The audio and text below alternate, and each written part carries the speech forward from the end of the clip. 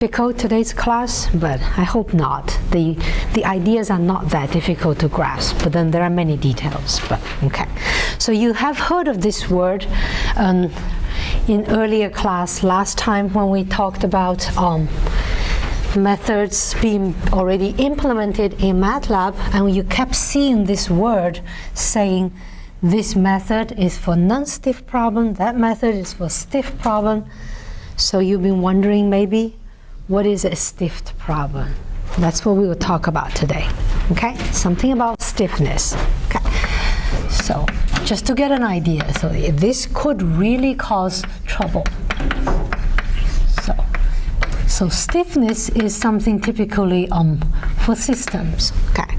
So not first of the ODE, second order ODE or a system of ODEs. So I will introduce the idea behind this, the trouble caused by it, through a scalar equation first. Okay, then we'll go on to a system. So we'll consider a simple example, linear problem, simple example, just to see some trouble caused by a simple equation. So let's say I have this equation, x prime equals to negative ax, and I have initial condition. Let's set it to be 1, to be simple. So I'm looking for a function that is 1 when t equals to 0, and when you differentiate this function, you get the function back, but you multiply by some parameter. Okay, so here I will specify this number a here. Since I purposefully put a negative sign, I'm really having a negative number in front of x. Is that okay? A is a positive number. Okay. So if you have taken 250 or 251, you know immediately the solution for this problem is, if you even haven't taken it, you can think which function, if you differentiate it, you get the function back with the number in the front. E to the x will get back e to the x, but I will get negative a times e to the x as the derivative. What will be the original function? E to the negative ax. A t, right? Okay, x is my function. So it's not so hard to find the exact solution. So x as a function of t would be exponential function with a rate negative a on the top, right? And then you could have an arbitrary constant, which you nail down by the initial condition. So when t equals to 0, this has to be 1, so there's 1 there. Is that clear? Okay. So this equation is actually typically an equation to model something that's decaying in time. You can think a mass of radioactive mass that they kind of just give away. The rate it's decaying is proportional to the mass itself. So like you invest some money in the bank, but it's losing money at a certain rate, and that's what you will get, right, in a long time. That's the equation. Okay, so it's an exponential decay, and look at the solution. Solution has this property, that is, it's an exponential function with a negative number in front of t. So as t goes to infinity, asymptotically, what happens to your solution? It goes to 0. So this is an important property. Let's call it property P. So you know x goes to 0 as t goes to infinity, right? So now we throw in some numerical methods to find approximate solution. Let's say you can put in principle any method, but to simplify the computation, just to fix the idea, I will do the simple one. That is the forward Euler, the first order simple forward Euler, which is easy to analyze. And if you put in other methods, the same problem will be there. Okay, so forward Euler says I have xn plus 1 equals to xn plus, is fix a step h bigger than 0 times the derivative of is, so it's negative a at xn. Is that right? That's your forward Euler, and you have the initial x0 equals to 1, putting the initial condition. And then you can run many steps and compute many x xn's. Okay, so let's manipulate a little bit my iteration, and I see xn plus 1 will equal to, I could take the xn as a common factor and then combine them. Can I do that? So what I will be having is 1 minus HA times xn. Is that okay? So you can do a simple induction. You know, each time you iterate, every step you just multiply by this fixed constant on top of x. So if you take n steps, this is multiplied n times, right? So you will know that xn will equal to 1 minus HA to the power n times x0. Is that clear, that step? Just induction, you can verify. Since x0 is just 1, let me just remove it. It's just 1. That's my initial condition. Okay, so this becomes your numerical approximation to the exact solution here. So I want this property P to be preserved. It's kind of important in the numerical solution.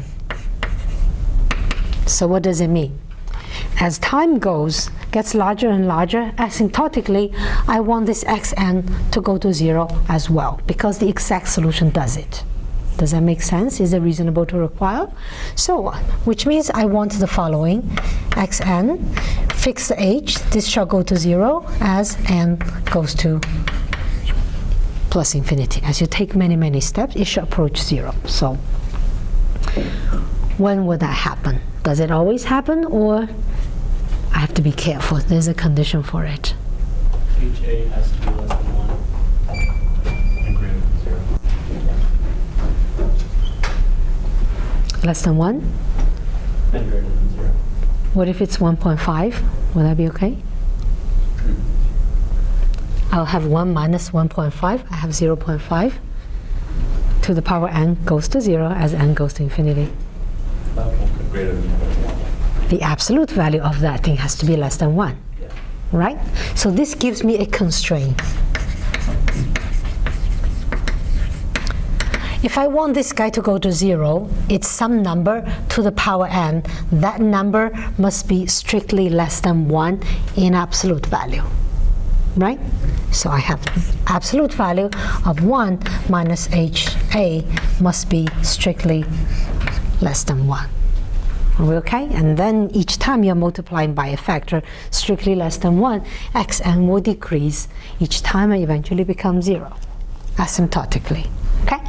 So let's solve this inequality. It's just a piece of cake to solve it. So which means the number here in between has to lie between -1 and 1. And I subtract 1 from both sides. Right?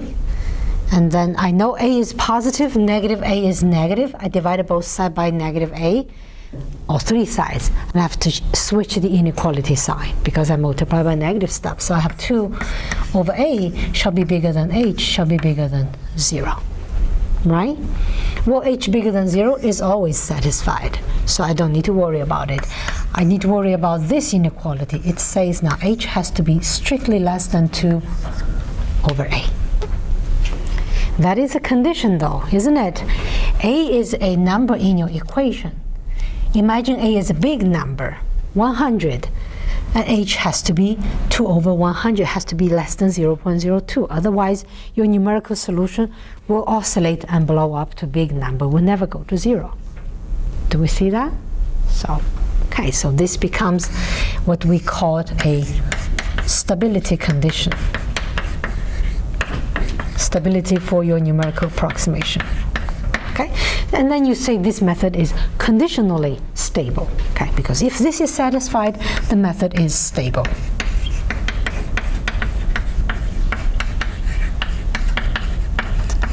Okay, is that concept okay? Okay, so normally if A is not large, this problem is okay, and if A shall be very large, 1,000 or 1 million, then you are really you will really be forced to take tiny, tiny, tiny step, and that can be very annoying, right?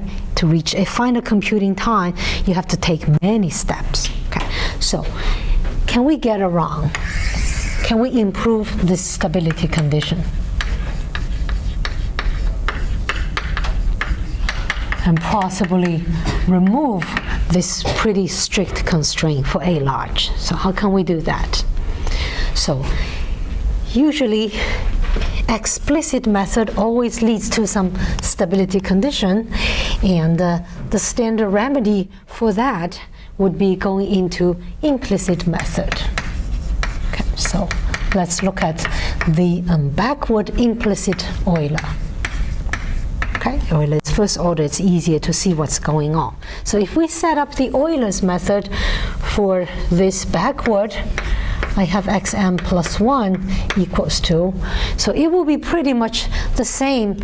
It's the same Euler's method, except here for the x derivative, I would put in the future. It will be n plus 1 right there. Everything else will be the same.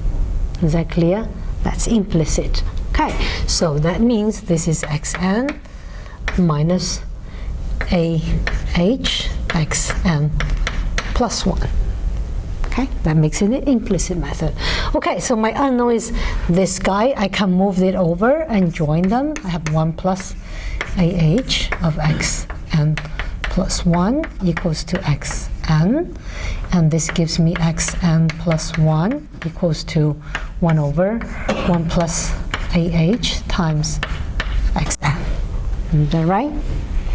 So each iteration you are multiplying by this factor on the xn, which means by induction you can easily show that xn would be 1 over 1 plus ah.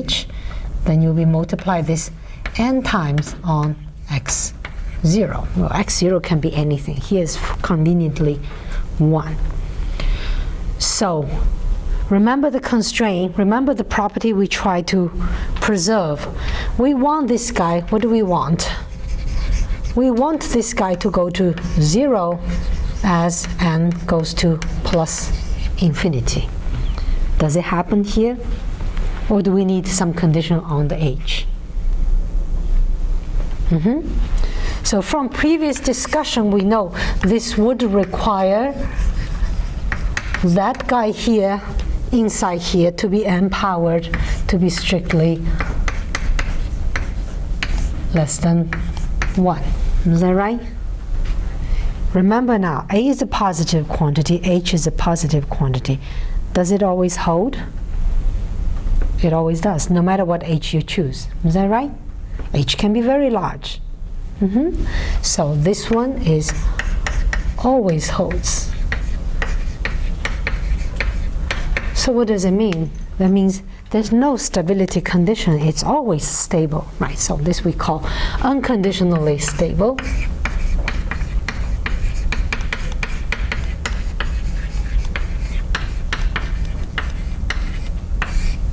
Okay, so unconditionally stable. Is that okay?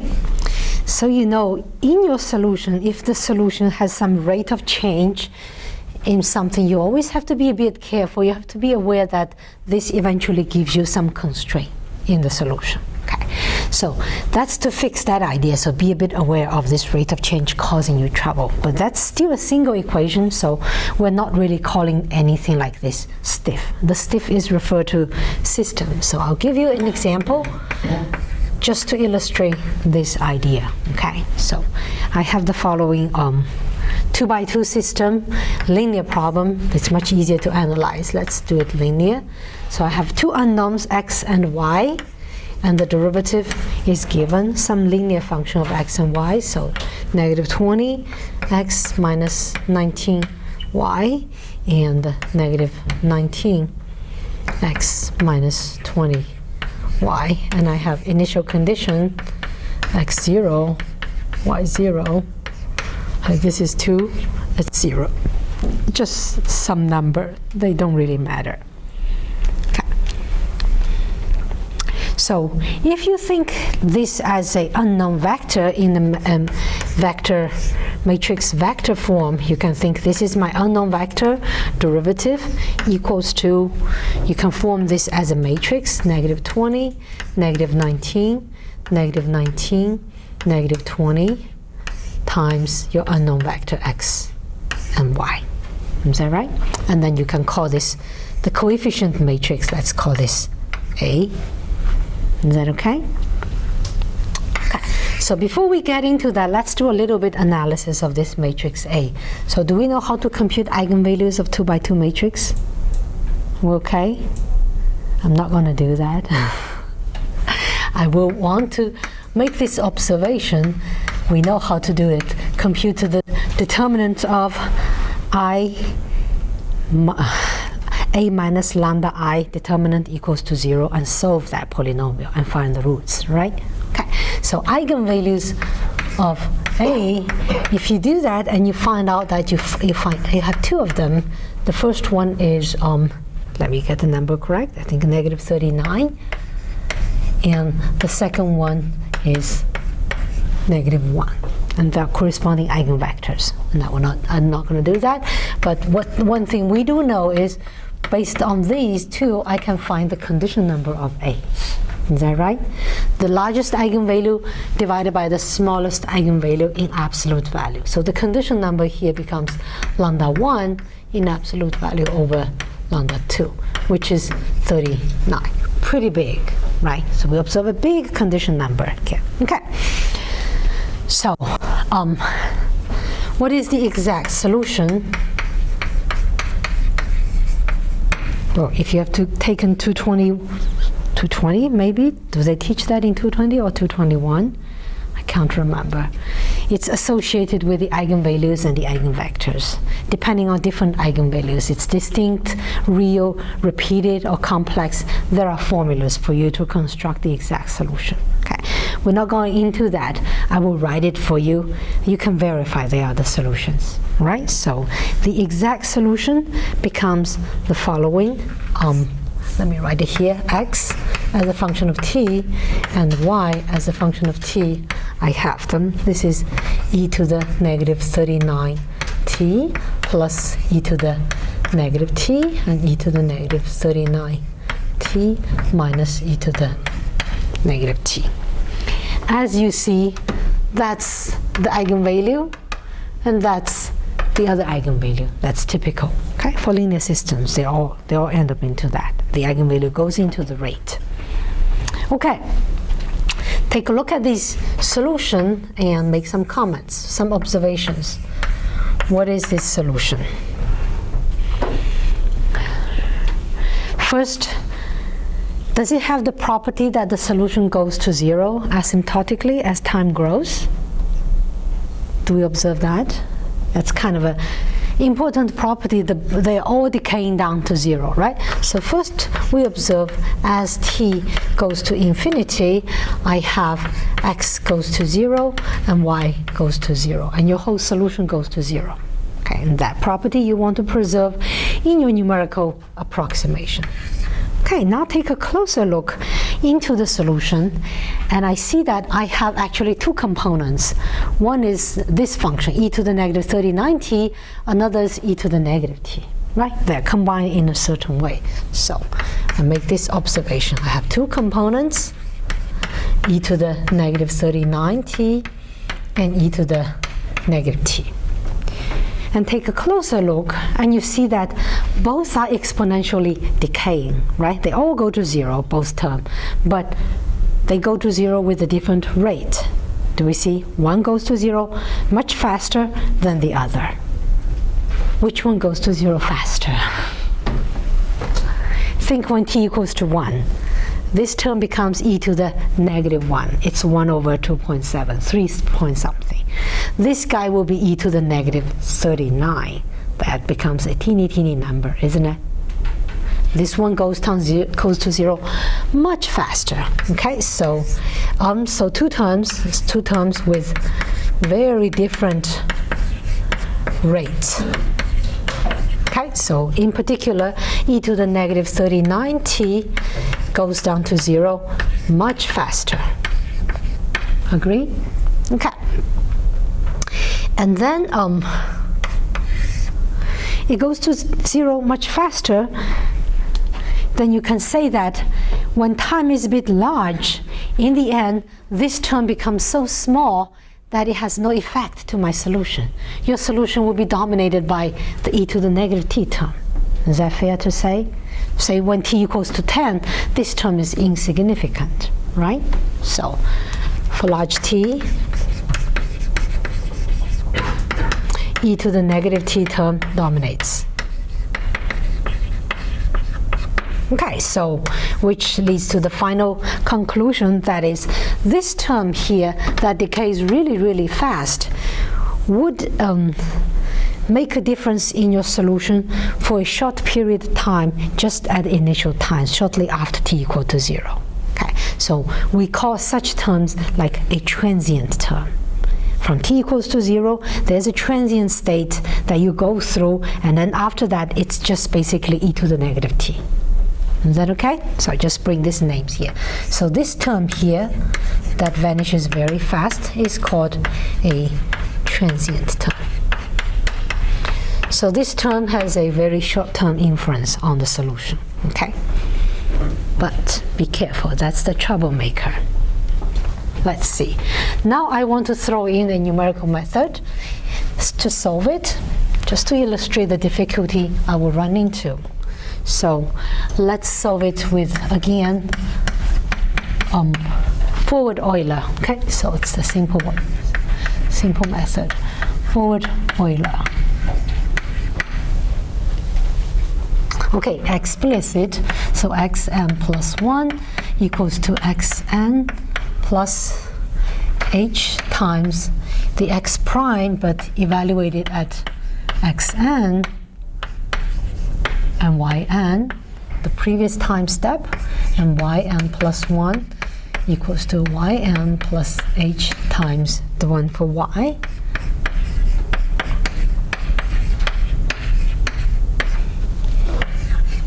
Is that okay? And then you have the initial condition here. x0 equals to 2, y0 equals to 0. Okay? Get some space, maybe. All right, so everything is linear. Actually, you could work into some details and into induction step and find the exact expression for xn and yn. Okay, so I will just show you. So one can show that you actually have the following form for the solution. So xn will exactly equal to 1 minus 39 h to the power n plus 1 minus h to the power n. And then yn is equal to 1 minus 39h to the n minus 1 minus h to the n. I think you're not surprised to see this, because for the scalar problem, when you have an exponential function, your numerical solution just looks like this. Isn't that right? With a here that corresponds to e to the negative at in the exact solution, right? The same thing happens here. It's linear. It follows the same pattern, okay? And if you don't believe me, take it as an exercise to verify that's a solution.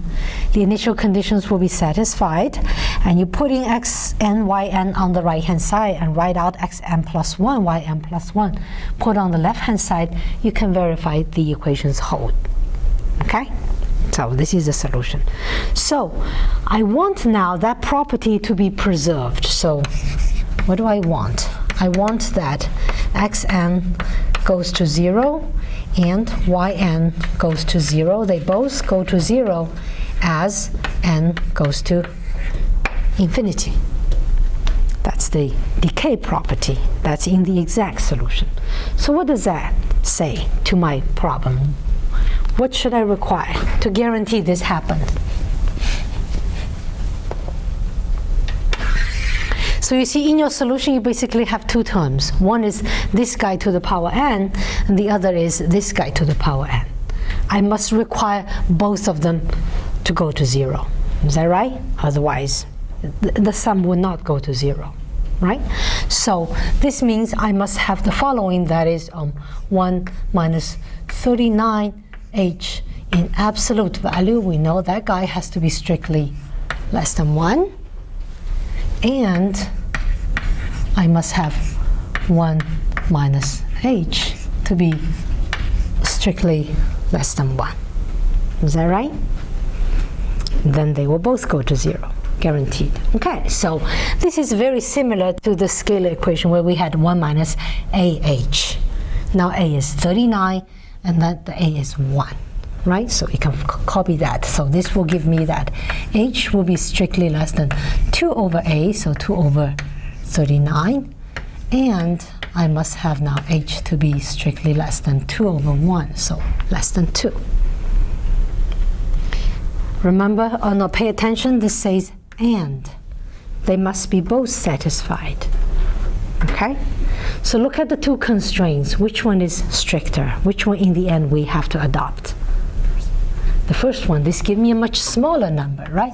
So this one in the end becomes my stability condition.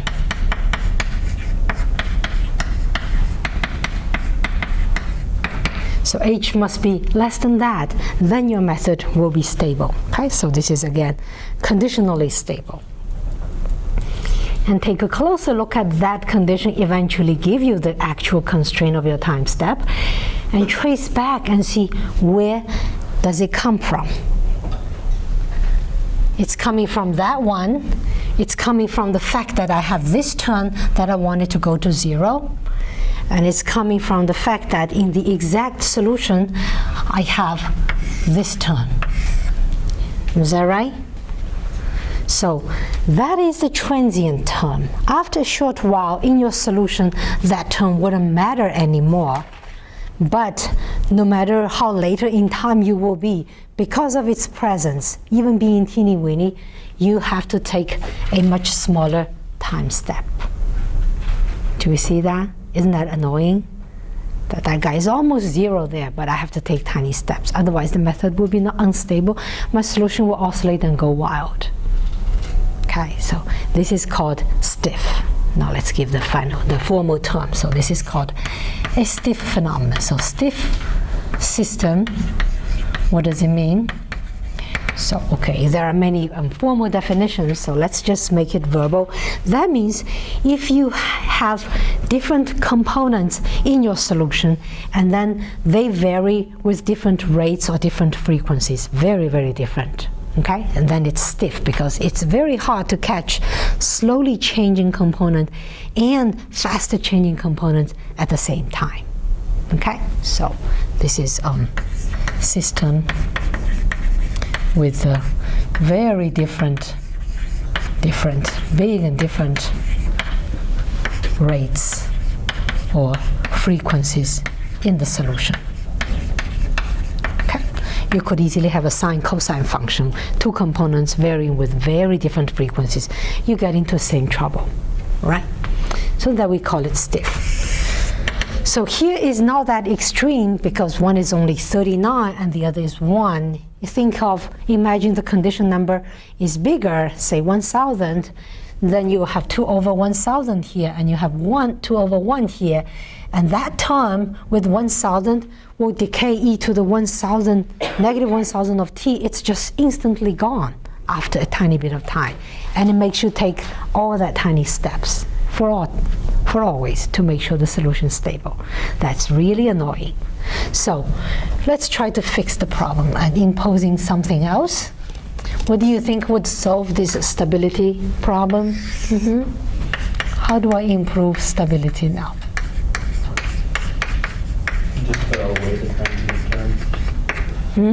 You throw away the transient term, that only works in this case because You can't throw it away. What you were given is just this equation. You're given this equation to solve with this initial condition. What do? I mean, we analyze, we show all the exact solution is to show you the trouble will be there, and the trouble is caused by that term in the exact solution. In real life, you have a problem, you don't know the solution. But you can do some analysis to see that there has to be terms that vary with different rates. Then you know you're in trouble. Then you have to be careful. right? So for the scalar one, what did we do to get rid of the condition for stability? We went from explicit to implicit. Shall we try it here also and see if that solves the problem? How about try the implicit Euler? Implicit, this will be a backward Euler.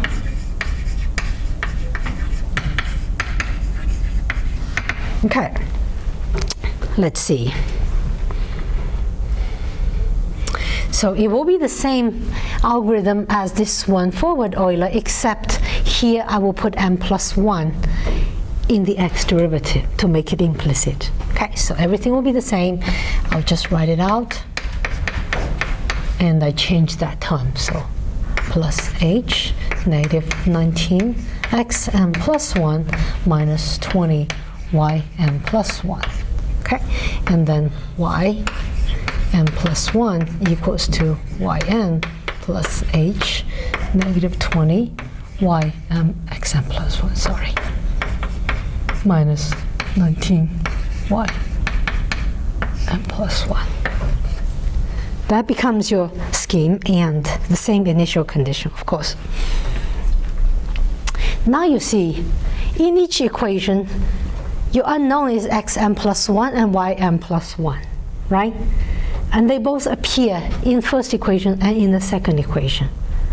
So you have to solve this system of equations to find the xm plus 1, ym plus 1, right? But fortunately, this is a linear problem. You just need to, in the end, solve something like ax equal to b. Okay, but there's more work involved there. So I want to do some analysis and to see the stability condition, and I'll have to go through vector and matrix form. Are we okay?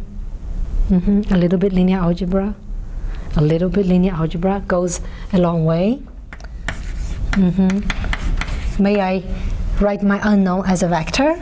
Can I say u is my vector, is my unknown, x and y? I write it as a vector. Can I do that? And u n, that would be the discrete value, xn and yn. Okay? And I use the same A matrix, the coefficient matrix. So A would be the matrix, negative 20, negative 19, negative 19, negative 20. Did I write the wrong numbers? I did. 2019, I switched them. Oh, so sorry.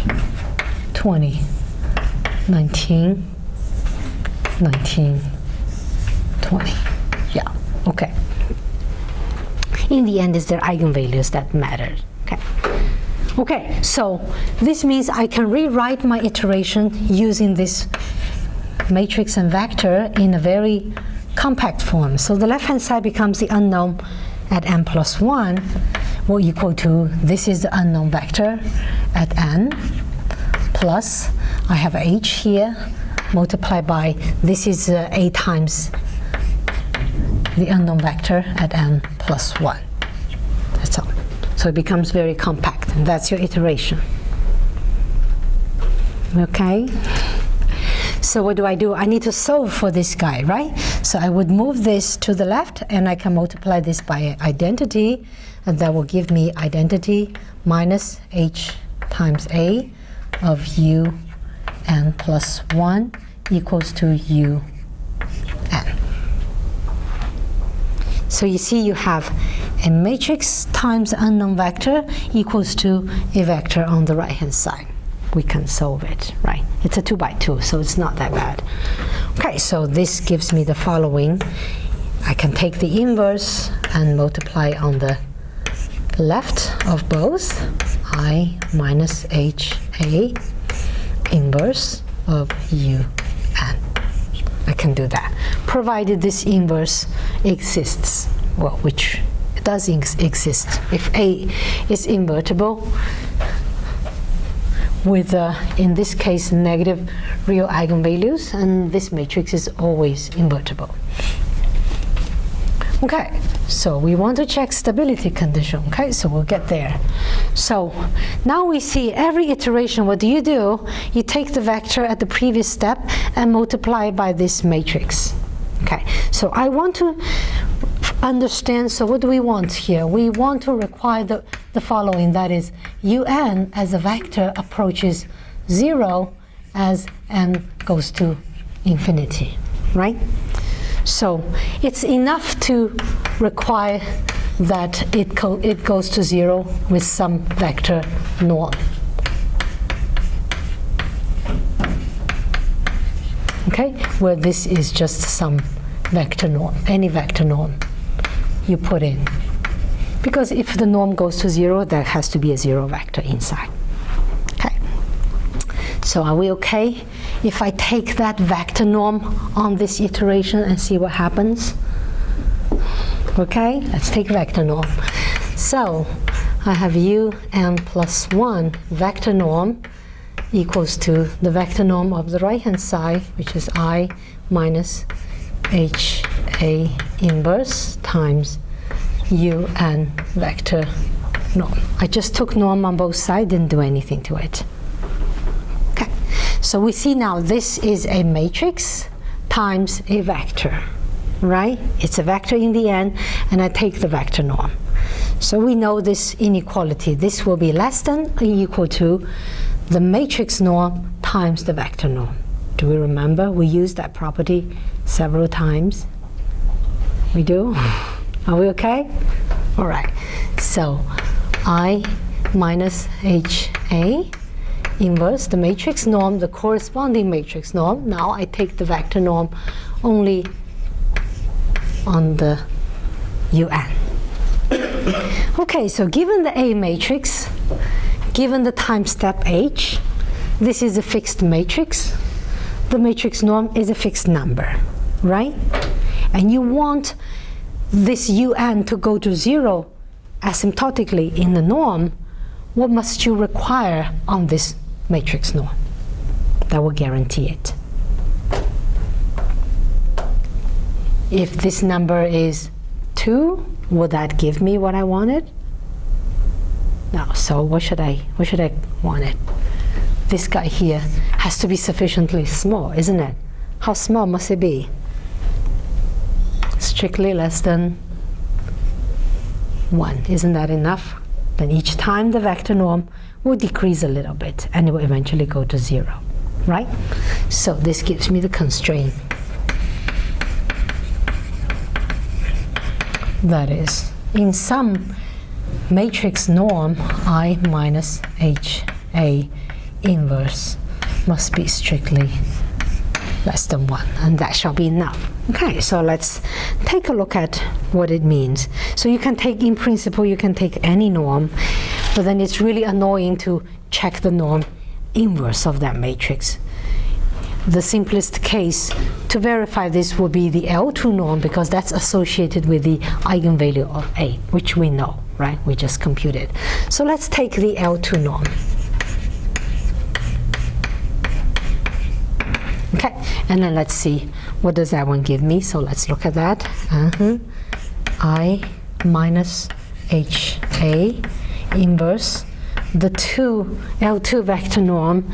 This one we know that is the maximum of I is just, there are only 2 eigenvalues of the lambda I, the eigenvalue of the whole matrix I minus HA inverse, okay, of this matrix. We will do that.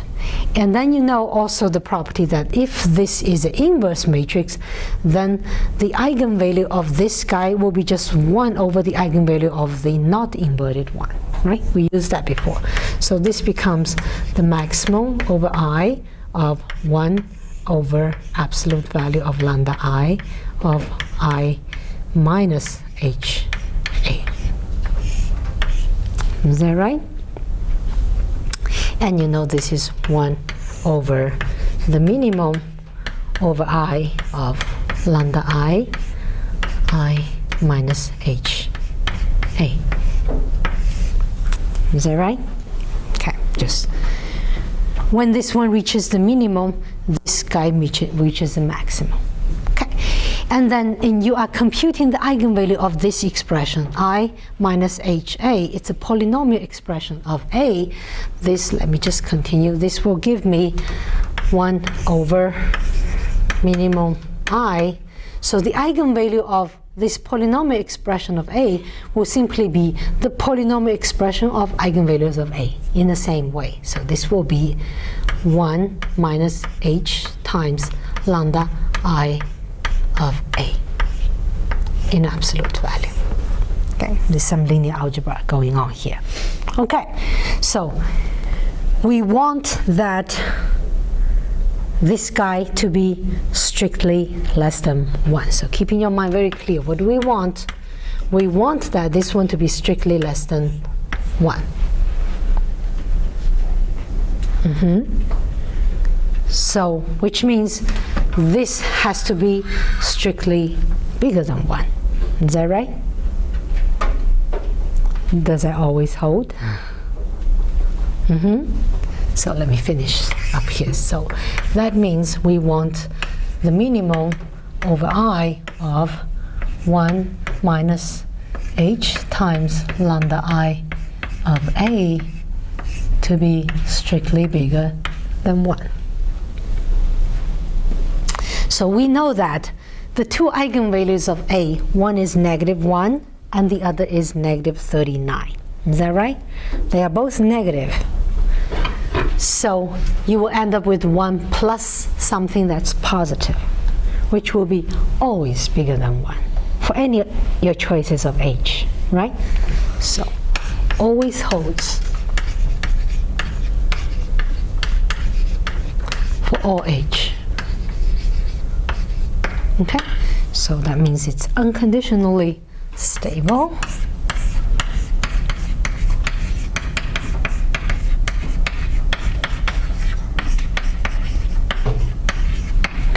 Unconditionally stable. There's no constraint on the step size you have to take. You can take any step size, and your approximate solution will preserve the property that it goes to 0 after a long time.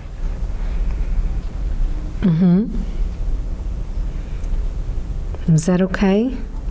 Then you are not bound by the transient term and having to take tiny steps. So let's do a little bit kind of an analysis. We have only a couple of minutes. Let's do a little bit discussion, see some advantages and some disadvantages of this implicit method. So just looking at implicit method. Okay, explicit method we know very well. It's very simple. You take one step and you can solve it, but it comes with some stability condition. Sometimes you might be forced to take tiny steps, and that can be annoying. So advantages of doing implicit method is exactly to deal with stability condition, right? So it's always stable for any step size. So in particular, you can take large step size H. And the advantage of taking that will be, in the end, you will take fewer steps to reach the time, final computing time. So you might be faster. Okay, it depends. What are some disadvantages? Can we see? Well, I just kind of erased the implicit method, which was right behind there. So remember, for the implicit method, oh, it's here. So for every step, you ended up solving a system, isn't it? It's not explicit anymore. You have to solve a system. For a linear problem, you have to solve a linear system. Okay? So for linear problem,